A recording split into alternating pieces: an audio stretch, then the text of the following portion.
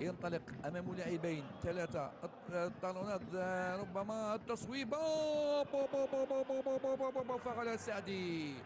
فغل السعدي باليمنى قويه جدا، ورغم محاوله التدخل وصد الكره لحارس مرمى الفريق الترجي حنان عبد السلام، ولكن السعدي يتمكن من تسجيل الهدف الاول. اسماعيل السعدي يسجل الهدف الاول ويعطي التقدم والافضليه لشبيبه الثوره.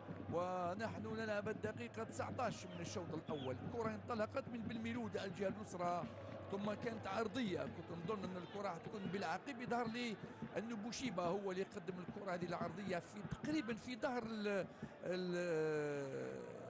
الدفاع لترجي موسى غانم.